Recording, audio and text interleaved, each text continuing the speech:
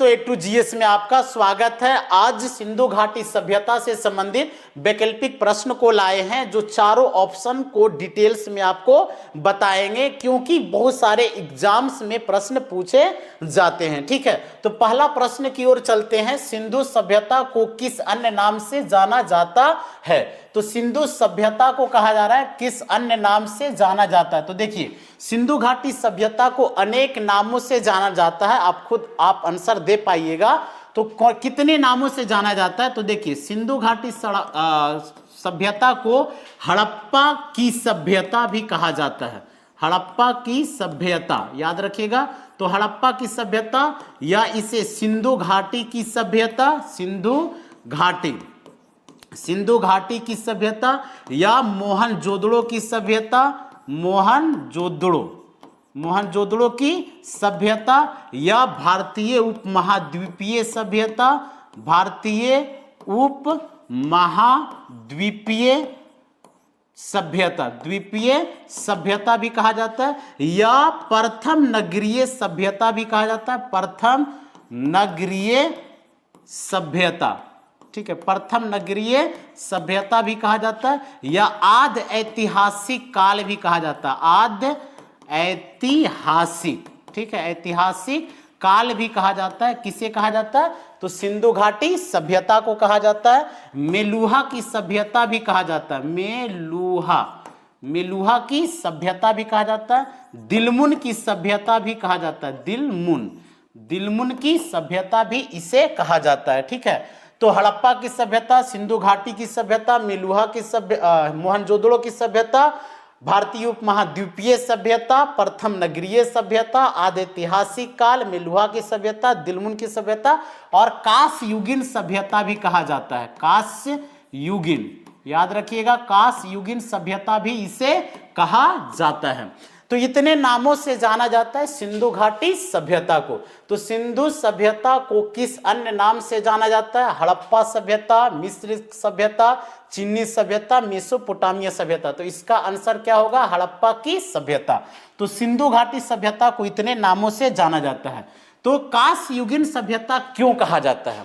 तो सिंधु घाटी सभ्यता में कांसे का औजार और उपकरणों का सर्वाधिक उपयोग किया करते थे उस काल के लोग, इसलिए इस सभ्यता को कांस्य युगीन सभ्यता कहा जाता है। ठीक है, हड़प्पा की सभ्यता क्यों कहा जाता है? क्योंकि हड़प्पा नामक स्थान पर इस सभ्यता की पहली खुदाई किया गया था, इसलिए इस सभ्यता को हड़प्पा की सभ्यता कहा जाता है।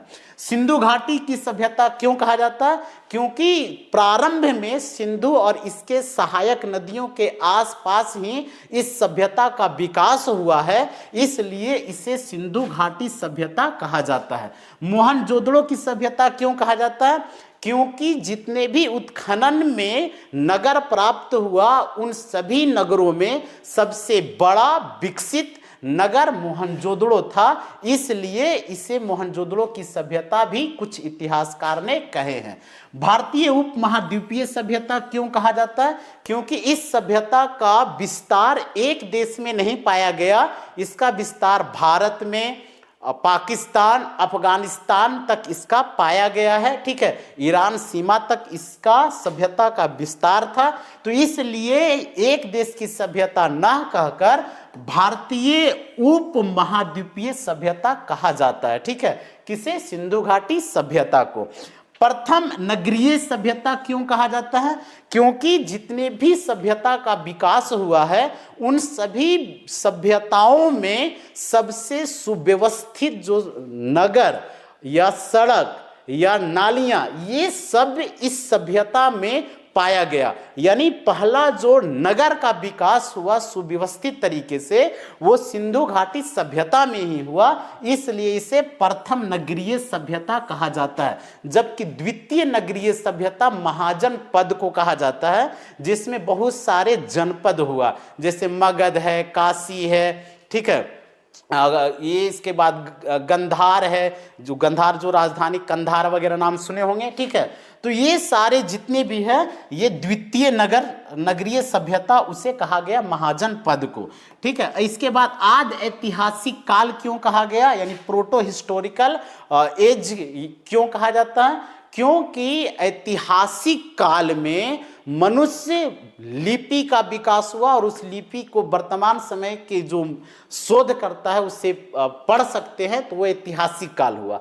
आदि ऐतिहासिक काल में यानी इस सभ्यता में लिपि का विकास हुआ था और उस समय के लोग उसे प्रयोग करते थे, लेकिन उस लिपि को, उस लेखन शैली को वर्तमान समय के शोधकर्ता द्वारा इसे पढ़ा नहीं गया, तो इसलिए उस सभ्यता को आदि ऐतिहासिक काल कहा जाता है। ये सब को विस्तार से बताएंगे।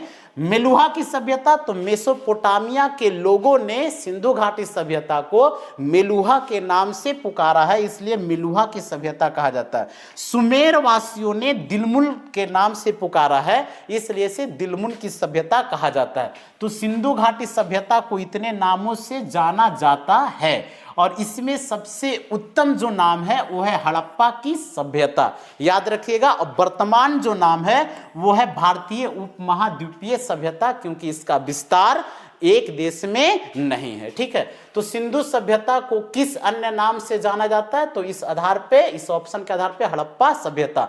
मिस्र की सभ्यता, नील नदी के किनारे इस सभ्यता का विकास हुआ था, और चीन की सभ्यता हांगो नदी के किनारे, जिसे पीली नदी घाटी सभ्यता भी कहा जाता है। मेसोपोटामिया की जो सभ्यता का विकास हुआ वो दजला और फरात के दोआब क्षेत्रों में इस सभ्यता का विकास हुआ था। तो मेसोपोटामिया की सभ्यता सिंधु घाटी सभ्यता के लगभग समकालीन था, ठीक है। और मिस्र की सभ्यता और मेसोपोटामिया की सभ्यता से ज्यादा प्राचीन और व्यापक और बड़ा जो सभ्यता था वो था हड़प्पा सभ्यता, ठीक है। तो इसका आंसर क्या होगा, ए होगा। नेक्स्ट, दूसरी ओर, सिंधु सभ्यता किस युग से संबंधित थी, यानी किस युग से, कांस्य युग से, लौह युग, पाषाण युग, आधुनिक युग। तो देखिए कांस्य युग में सिंधु घाटी सभ्यता, ठीक है ना, सिंधु घाटी जो सभ्यता है ये कौन सा काल, तो कांस्य युग। क्यों, क्योंकि इस समय कांसे का औजार उपकरण या जितनी भी बर्तन या मृदभांड है या मुहरे है, ठीक है, या उपकरण वगैरह, इसका उपयोग सबसे ज्यादा होता था, किसका, कांसे का,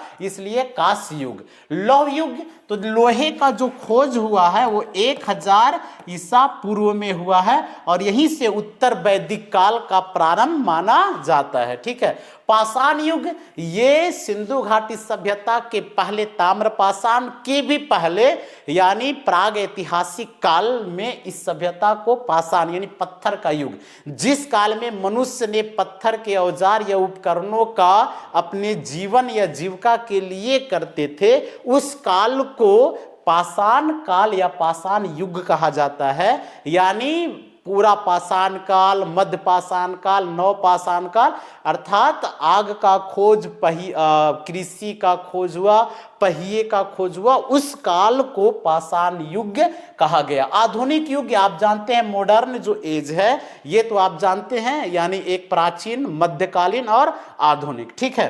तो इसका आंसर क्या होगा, इसका आंसर होगा कांस्य युग। नेक्स्ट पॉइंट, सिंधु सभ्यता का सामान्य काल कौन सा था, तो सिंधु घाटी सभ्यता का जो सामान्य काल है वो 3300 ईसा पूर्व से लेकर कितना ईसा पूर्व, तो 1300 ईसा पूर्व के बीच। अब यहाँ पे ध्यान दीजिए, ये 3 चरणों में सिंधु घाटी सभ्यता 3, एक पूर्व में यानी पूर्व सिंधु घाटी सभ्यता, फिर मध्य सिंधु घाटी सभ्यता और उच्च सिंधु घाटी सभ्यता। तो इसका, इस ऑप्शन के आधार पर 3300 से 1300, 2000 से 500, 1000 से 300, 600 से 300 यानी ईसा पूर्व। तो सिंधु सभ्यता का सामान्य काल जो है वो 3300 से 1300, इस ऑप्शन के आधार पे आंसर ये होगा BCE, यानी बिफोर, आप याद रखिएगा, बिफोर कॉमन एरा, यानी सामान्य काल या सामान्य युग से पहले, सामान्य युग से पहले, ठीक है। यानी अब इसका उपयोग होने लगा है BC के आधार पर, यानी BC के स्थान पे बिफोर यानी कॉमन एरा, सामान्य युग से पहले, यानी ईसा मसीह के जन्म के पहले का जो घटना है या समय है, उसे BCE के नाम से अब नया पद्धति आ गई है। ठीक है, तो सिंधु सभ्यता का सामान्य काल 3300 से 1300, लेकिन परिपक्व जो काल होगा यानी कार्बन 14 के तहत ये 2500 ईसा पूर्व से लेकर 1750 ईसा पूर्व माना जाता है। ये विकसित अवस्था में था, इसके पहले प्रारंभिक अवस्था में और इसके बाद पतन की अवस्था में ये विकसित अवस्था माना गया। 2500 से 1750 ये रेडियो कार्बन C14 के तहत निर्धारित किया गया। ठीक है, तो इस ऑप्शन के इस प्रश्न का आंसर क्या होगा? 3300 से 1300। नेक्स्ट आगे, सिंधु सभ्यता का उत्कर्ष काल कब था?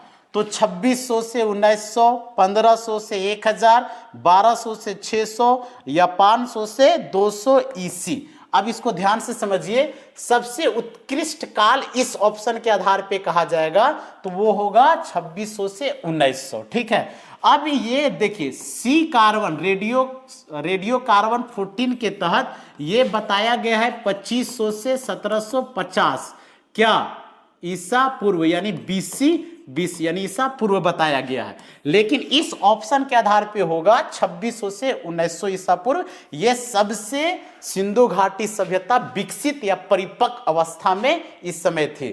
1500 से 1000 ये जो था ये ऋग वैदिक काल के समय में था। ठीक है, ऋग वैदिक काल 1500 से 1000 ईसा पूर्व, जिसे पूर्व वैदिक काल भी कहा जाता है। 1200 से 600 ईसा पूर्व ये ऋग वैदिक काल के अंतिम चरण और उत्तर वैदिक काल का पूरा चरण, ठीक है, इसमें शामिल है। ठीक है, 1200 से 600 ऋग वैदिक का अंतिम 200 वर्ष और उत्तर वैदिक काल का पूरा इसमें शामिल। 500 से 200 CE बता जा रहा है कॉमन एरा, मतलब ईसा मसीह के जन्म के बाद, यानी AD इसे कह सकते हैं, ईस्वी कह सकते हैं। ठीक है, तो इस समय 500 से 200 के लगभग में गुप्त काल या गुप्त उत्तर काल का समय अवधि ये बताया जा रहा है। तो सिंधु सभ्यता का उत्कर्ष काल कब था? तो ये होगा 2600 से 1900 ईसा पूर्व इस ऑप्शन के आधार पर। नेक्स्ट, सिंधु सभ्यता का नाम इंडस किस भाषा से लिया गया? तो इंडस है जैसे ग्रीक से लिया गया इंडस, ये आप याद रखिएगा। ग्रीक से क्या लिया गया? इंडस। यमन आप नाम सुने होंगे, जो किससे संबंधित? ग्रीक से, यानी सिकंदर महान जो थे वे ग्रीक थे, याद रखिएगा। लैटिन, ये लैटिन से इंडिया शब्द लिया गया। लैटिन यानी अंग्रेजी, जो अंग्रेजों का जो है वो लैटिन है। ठीक है, संस्कृत से सिंधु लिया गया। क्या लिया गया? तो सिंधु लिया गया। फारसी यानी पर्शियन से तो ये हिंदू लिया गया, हिंदू। तो हिंदू जो है ये पर्शियन ने दिया, संस्कृत में सिंधु और लैटिन में इंडिया और ग्रीक ने इंडस, क्योंकि ये सारे प्रश्न देखने को मिलता है। ठीक है, तो पांचवा प्रश्न का आंसर क्या होगा? ग्रीक। नेक्स्ट, सिंधु सभ्यता का मुख्य केंद्र कहां था? यानी मुख्य केंद्र कहां था? सिंधु नदी घाटी, गंगा घाटी, कावेरी घाटी, नर्मदा घाटी। तो वो होगा सिंधु नदी घाटी में सिंधु सभ्यता का मुख्य केंद्र था। जैसे देखिए, सिंधु घाटी सभ्यता का जो विस्तार हुआ ये सिंधु और इसके सहायक नदियों के आसपास ही इस सभ्यता का था, लेकिन लोथल जो है गुजरात में, लोथल या धौलावीरा, ये सब सिंधु या इसके सहायक नदी से दूर है। आलमगीरपुर, मेरठ, ये सिंधु और इसके सहायक से दूर है। ठीक है, आप सुतकांगेडोर या मुंडीगोग जो अफगानिस्तान में पड़ता है, ये सिंधु नदी या इसके आसपास से दूर है, तो इसलिए इसे सिंधु घाटी की सभ्यता भी नहीं कहा जा सकता है, इसे हड़प्पा सभ्यता कहा जाता है।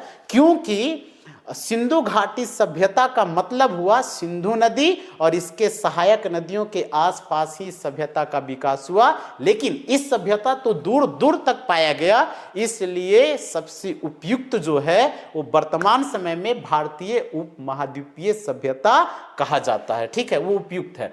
गंगा घाटी में देखिए, गंगा नदी और यमुना नदी के दोआब क्षेत्रों में ये आलमगीरपुर था, मेरठ, वहां पे एक नगर था, सबसे छोटा नगर आलमगीरपुर, जो हिंडन नदी के किनारे वो पाया गया, लेकिन सब मुख्य केंद्र बताया जा रहा है तो होगा सिंधु नदी घाटी।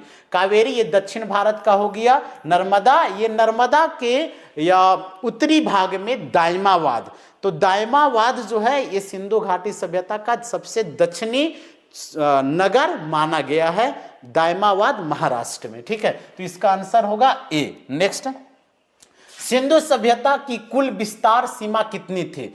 तो देखिए कुल विस्तार 12,99,600 वर्ग किलोमीटर में इसका विस्तार था सिंधु घाटी सभ्यता का, जो मुख्य रूप से भारत, पाकिस्तान और अफगानिस्तान तक। ठीक है, 12,99,600, तो इसमें 12 लाख वर्ग किलोमीटर, 2 लाख वर्ग किलोमीटर, 50,000 वर्ग किलोमीटर, 5 लाख वर्ग किलोमीटर। तो इस ऑप्शन के आधार पे होगा आंसर क्या? 12 लाख वर्ग किलोमीटर। ठीक है, लेकिन जो वास्तविक है वो 12,99,600, लगभग 13 लाख वर्ग किलोमीटर लगभग, लेकिन इस ऑप्शन में जो दिया जा रहा है उसके आधार पे 12 लाख वर्ग किलोमीटर। क्लियर है? नेक्स्ट, उत्तरी सीमा का प्रमुख स्थल कौन सा था? तो उत्तरी सीमा में मांडा, आप याद रखिएगा, उत्तरी सीमा में मांडा कहां? जम्मू कश्मीर में। सिंधु घाटी सभ्यता का सबसे उत्तरी नगर है वो मांडा है, याद रखिएगा।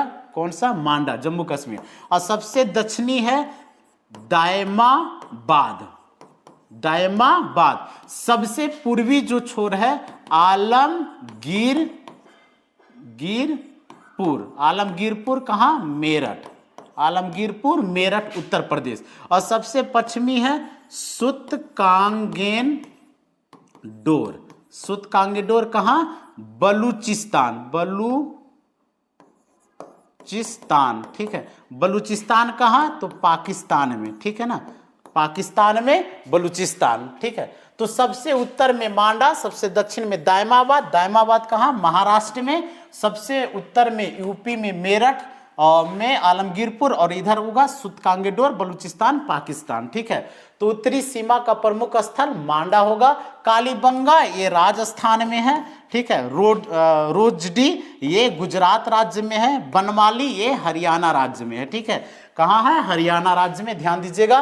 कालीबंगा को सिंधु घाटी सभ्यता का तीसरी राजधानी कहा जाता है। पहला राजधानी हड़प्पा, जुड़वा राजधानी हड़प्पा मोहनजोदड़ो, और तीसरी राजधानी कालीबंगा, जहां पे कृषि का साक्ष्य मिला, जोते हुए खेत का साक्ष्य मिला था। कालीबंगा राजस्थान में स्थित है, हनुमानगढ़ जिला में। ठीक है, याद रखिएगा। तो इसका आंसर होगा मांडा। नेक्स्ट आगे चलते हैं।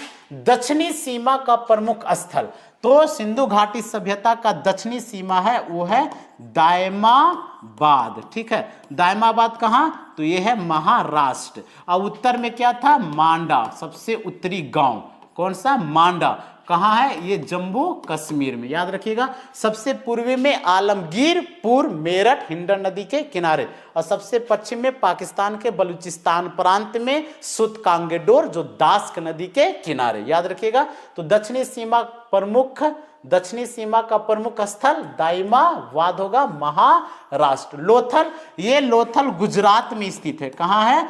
गुजरात में, याद रखिएगा। कहां है? गुजरात में। और ये बंदरगाह नगर था। कौन? लोथल बंदरगाह नगर था, याद रखिएगा। कालीबंगा राजस्थान में है। काली रंग की चूड़ियां, इसका अर्थ क्या होता है? काली रंग की चूड़ियां। राखी गढ़ी ये हरियाणा राज्य में स्थित है। कहां है? हरियाणा राज्य में। राखी गढ़ी, बनवाली, ठीक है, मिताथल, ये सब हरियाणा राज्य में स्थित है। कालीबंगा राजस्थान राज्य में है। ठीक है, नेक्स्ट, भारत में सर्वाधिक स्थल किस राज्य में मिले हैं? तो सर्वाधिक स्थल गुजरात में मिला है। आजादी के बाद उत्खनन में सर्वाधिक सिंधु घाटी सभ्यता या हड़प्पा सभ्यता का स्थल कहां पाया गया? तो वो पाया गया गुजरात राज्य में। हरियाणा में, तो हरियाणा में मीठातल, ठीक है ना। इसके बाद बनावली, ये बनावली। इसके बाद और हरियाणा में क्या है? राखी गढ़ी, ये सब जो है राखी गढ़ी कहाँ है? हरियाणा में। राजस्थान में कालीबंगा, ठीक है, कालीबंगा, जिसका अर्थ होता है काली रंग की चूड़ियां। और ये तीसरी राजधानी था हड़प्पा का, यहीं से जोते हुए खेत का साक्ष्य मिला था।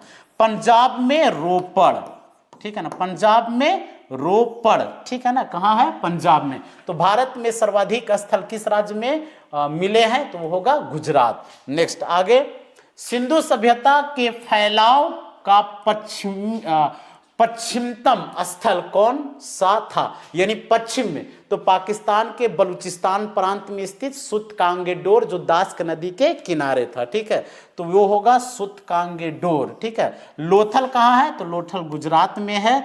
रंगपुर कहाँ है, तो ये भी गुजरात में है। धौलावीरा कहाँ है, तो ये भी गुजरात में है। याद रखिएगा, ये लोथल गुजरात में, रंगपुर गुजरात में, धौलावीरा यानी कच्छ के क्षेत्र में ये धौलावीरा है, ठीक है। तो सिंधु सभ्यता का फैलाव पश्चिमी, तो ये होगा सुतकांगेडोर। नेक्स्ट, सिंधु सभ्यता का फैलाव का पूर्वोत्तम यानी पूर्वतम स्थल कौन सा है, तो पूर्वोत्तम या पूर्वी जो स्थल है वो है आलमगीरपुर, यानी सिंधु सभ्यता का सबसे पूर्वी जो है वो है आलमगीरपुर। याद रखिएगा, कहाँ, मेरठ में, ठीक है, गंगा यमुना दोआब क्षेत्र में, मेरठ में, और ये यूपी में यानी पश्चिमी यूपी में पड़ता है। ये याद रखिएगा, कौन सा, आलमगीरपुर। बनावली, ये बनावली जो है वो हरियाणा में स्थित है। और कालीबंगा राजस्थान में, आपको सब याद हो जाएगा। हड़प्पा, जो हड़प्पा है ये तो पूरा यानी भारत, पाकिस्तान, अफगानिस्तान में इसका विस्तार पाया गया, यानी हड़प्पा जो नगर कहा जाएगा ये होगा पाकिस्तान में, और पाकिस्तान के मोंटगोमरी जिला, मोंटगोमरी, ठीक है ना, मोंटगोमरी जिला में किसका, हड़प्पा नगर का विस्तार। तो सिंधु सभ्यता के फैलाव का पूर्वी तो कौन होगा, आलमगीरपुर। नेक्स्ट आगे चलते हैं, सिंधु सभ्यता के फैलाव का उत्तरी स्थल, तो जो उत्तरी स्थल है ये है मांडा। याद रखिएगा, कौन सा, मांडा, जम्मू कश्मीर में उत्तरी स्थल मांडा। तो सिंधु घाटी सभ्यता से संबंधित क्या बता रहे हैं, तो नाम याद रखिए, इसका विस्तार और समय या काल निर्धारण, ये तीन गो का ही वैकल्पिक आपको बता रहे हैं। बाकी नगर वगैरह होगा वो नेक्स्ट वीडियो में मिलता जाएगा, ठीक है। तो सिंधु सभ्यता का फैलाव का उत्तरी स्थल, ठीक है, तो ये आ गया विस्तार से संबंधित है प्रश्न। तो ये है मांडा, कौन सा, मांडा। धौलावीरा कहाँ है, ये गुजरात में स्थित है। कालीबंगा कहाँ है, राजस्थान में है। सुरकोटदा कहाँ है, गुजरात में है, जहां से घोड़े का अस्थि पंजर या अस्थियां मिला है, ठीक है। कहाँ, सुरकोटदा कहाँ पड़ता है, गुजरात में पड़ता है, ठीक है। तो सिंधु सभ्यता का फैलाव का उत्तरी स्थल कौन सा है, मांडा है। नेक्स्ट आगे, दक्षिणी फैलाव स्थल कौन सा है, तो दक्षिणी यानी सिंधु घाटी सभ्यता का दक्षिणी जो स्थल है वो है दायमाबाद महाराष्ट्र, ठीक है। ये दायमाबाद महाराष्ट्र सबसे दक्षिणी में। लोथल कहाँ है, तो लोथल गुजरात में है। रोपड़ कहाँ है, तो रोपड़ पंजाब में है। मोहनजोदड़ो कहाँ है, तो मोहनजोदड़ो पाकिस्तान के लारकाना जिले में स्थित है, सिंधु नदी के किनारे, कौन सा, मोहनजोदड़ो। और सिंधु घाटी सभ्यता या हड़प्पा सभ्यता का सबसे बड़ा नगर जो था वो मोहनजोदड़ो था, ठीक है। तो इसका आंसर क्या होगा, दायमाबाद। नेक्स्ट, सिंधु सभ्यता का कुल विस्तार कितने वर्ग किलोमीटर था, तो ये 12,99,600 वर्ग किलोमीटर में इसका क्या था, इसका विस्तार था। तो 12 लाख वर्ग किलोमीटर, 1 लाख वर्ग किलोमीटर, 3 लाख वर्ग किलोमीटर, 20 लाख वर्ग किलोमीटर, तो ये होगा, इस ऑप्शन के आधार पे आंसर होगा 12 लाख वर्ग किलोमीटर। नेक्स्ट, भारत में सिंधु सभ्यता के सर्वाधिक स्थल कहां पाए गए, तो भारत में ये लगता है रिपीट हो गया है, गुजरात में सर्वाधिक पाया गया है स्थल। गुजरात में क्या है, तो गुजरात में लोथल है, रंगपुर है, ठीक है ना, धौलावीरा है, ये सब धौलावीरा जो है, सुरकोटदा जो है ये कहाँ, सुरकोटदा, ये भी आता है गुजरात में। राजस्थान में कालीबंगा है, ठीक है ना, कालीबंगा। हरियाणा में राखी गढ़ी है, मीताथल है, ठीक है। इसके बाद बनावली है, ये सब आ जाता है कहाँ, हरियाणा में। पंजाब में रोपड़ है, कहाँ है, पंजाब में। तो सिंधु सभ्यता का सर्वाधिक स्थल कहाँ पाए गए, तो होगा गुजरात। नेक्स्ट आगे, सिंधु सभ्यता का नाम हड़प्पन सिविलाइजेशन क्यों? तो आपको बता दिए पहली बार इसकी खुदाई किया गया था, पहली बार खुदाई हुआ था इस सभ्यता का, इसलिए इसका नाम हड़प्पा पड़ा।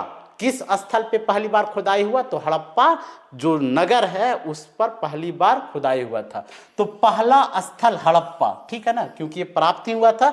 हड़प्पा का खोज 1921 ईस्वी में दयाराम साहनी के द्वारा किया गया था। राजधानी हड़प्पा, वहां अधिक जनसंख्या थी, वहां सोना मिलता था। इसका आंसर क्या होगा? पहला स्थल हड़प्पा मिला था क्योंकि वहीं पे पहली बार खुदाई दयाराम साहनी की के द्वारा 1921 ईस्वी में किया गया था। नेक्स्ट करवाया गया था, सिंधु सभ्यता की खोज किसने की? तो सिंधु सभ्यता का खोज दयाराम साहनी, व्हीलर, कनिंदम और बनर्जी। तो दयाराम साहनी ने पहली बार 1921 ईस्वी में हड़प्पा नगर का खोज किए थे, ठीक है ना। मोहनजोदड़ो का खोज हुआ था 1922 ईस्वी में राखल दास बनर्जी के द्वारा किया गया था, ठीक है। राखल दास बनर्जी और मार्टिन व्हीलर थे, वो भी सिंधु घाटी सभ्यता से संबंधित थे। के कनिंदम यानी अलेक्जेंडर जो कनिंदम, ये भारतीय पुरातत्व विभाग के महानिर्देशक थे। पहला महानिर्देशक जो थे भारतीय पुरातत्व का, वे थे अलेक्जेंडर कनिंदम। बनर्जी जो थे ये 1922 ईस्वी में किसका खोज किए? तो मोहनजोदड़ो का, याद रखिएगा, मोहनजोदड़ो का खोज किए राखल दास बनर्जी, ठीक है। तो इसका आंसर क्या होगा? इसका आंसर होगा दयाराम साहनी। नेक्स्ट, मोहनजोदड़ो की खोज किसने की थी? तो मोहनजोदड़ो का खोज राखल दास बनर्जी के द्वारा 1922 ईस्वी में किया गया था। मार्टिन व्हीलर भी ये मोहनजोदड़ो का खोज बाद में किए थे। इनके बाद में खुदवाई करवाए थे, खोज नहीं किए थे, खुदाई करवाए थे, ठीक है। अलेक्जेंडर जो कनिंदम थे भारतीय पुरातत्व विभाग के प्रथम महानिर्देशक के पद पे थे, ठीक है। और बुद्ध प्रताप ये राखल दास बनर्जी के सहयोगी थे, बुद्ध प्रताप। तो इसका आंसर क्या होगा? राखल दास बनर्जी। नेक्स्ट, सिंधु सभ्यता किन आधुनिक देशों में फैली थी? तो ये भारत, पाकिस्तान, अफगानिस्तान वाले क्षेत्र में, भारत, चीन, नेपाल, भूटान, श्रीलंका, बांग्लादेश।